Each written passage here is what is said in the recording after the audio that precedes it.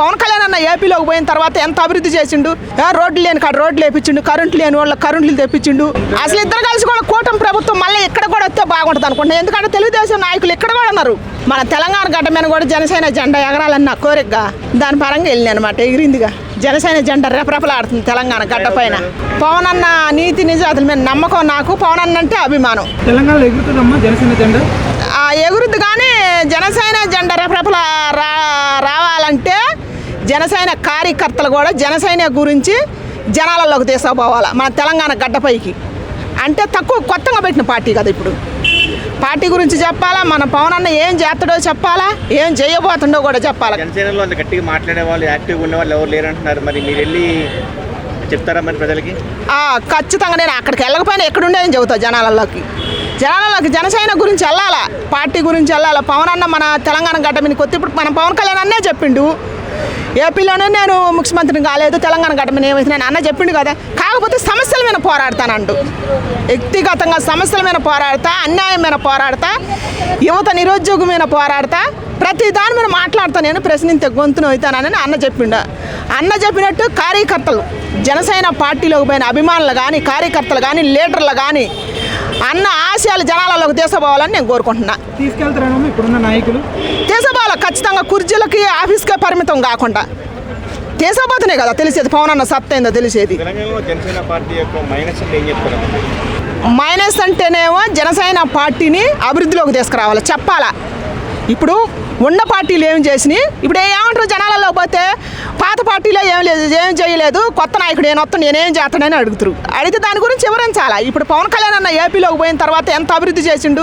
రోడ్లు లేని కాడ రోడ్లు వేపించిండు, కరెంట్లు లేని వాళ్ళకి కరెంట్లు తెప్పించిండు, స్పాట్ కిచెన్ అని పెట్టి పిల్లలకి మంచి ఫుడ్ అందించిండు, చాలా చేసిండుగా. వాటి గురించి మన జనసేన జెండా తెలంగాణ గడ్డ మీద రెఫరెఫల ఆడాలంటే దాని గురించి మన తెలంగాణ గడ్డ మీద కూడా వస్తే మనకు కూడా అంత మంచి జరుగుద్దని చెప్పాలి. తెలంగాణలో పోటీ చేసే జనసేన నాయకులు ఉండాల్సిన లక్షణాలు ఏంటమ్మా? కార్యకర్తకైనా నాయకుడికైనా కార్యకర్తకైనా ముందర నాయకులు కార్యకర్తలకి అవకాశం ఇవ్వాల.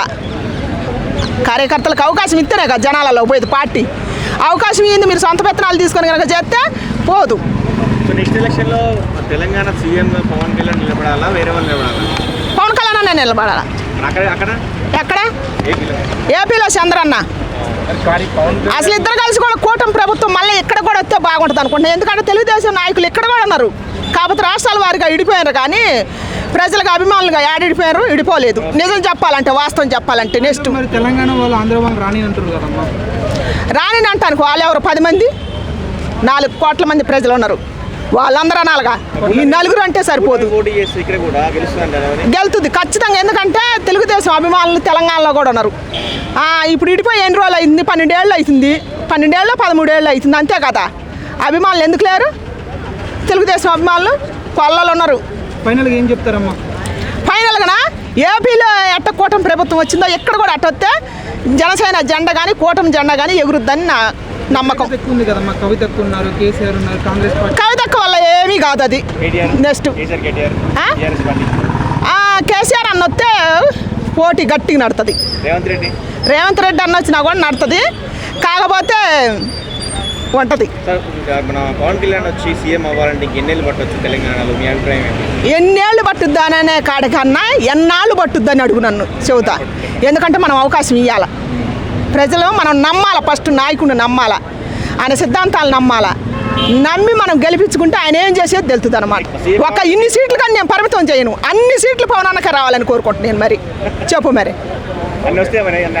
రావాలనే కోరుకుంటున్నాను నేను. మార్పు వస్తుంది, ఖచ్చితంగా వస్తుంది. అంటే ఇప్పుడున్న ప్రభుత్వాలు మార్పు తీసుకురాలేదన్నా? ఇప్పుడున్న ప్రభుత్వాలు ఎక్కడ మార్పు? ఏది మార్పు? ఏది జరిగిపోయిన చరిత్రను అడ్డం పెట్టుకొని చూపిస్తున్నారు కానీ చరిత్రలో నిలబడ నాయకుడు ఏది? ఏది అక్కడ? తెలంగాణలో పవన్ కళ్యాణ్ పేరు చేస్తే జర్నలిస్టులే ముందు ఆపోజిట్గా మాట్లాడుతున్నారు. ఎవరు కొంతమంది మాట్లాడతారు, అందరూ ఏం మాట్లాడతలేదు. పదే పవన్ కళ్యాణ్ విమర్శిస్తున్నారు. నిజంగా ఆయన తప్పు చేసినా కూడా అనుకోవచ్చు కదమ్మా. ఎవరు నిజంగా తప్పు చేయలే, కాకపోతే ఆయన లోకు అయింది అనమాట అందరికీ. ఆయన కింద ఉన్న లీడర్లు మాట్లాడతల్లా పదవి తీసుకున్నారు, పక్కకు పోయారు. కానీ మీ నాయకుడిని అన్నప్పుడు మీరు గట్టిగా స్పందించాలి కదా లీడర్లు. కానీ ఎంతసేపు ఉంటే అభిమానులు కార్యకర్తలే స్పందిస్తారు కానీ సోషల్ మీడియా ద్వారాగా పవన్ కళ్యాణ్ అన్న అంటే మరి లీడర్లు ఎందుకు స్పందించాలని నేను కోరుకుంటున్నా.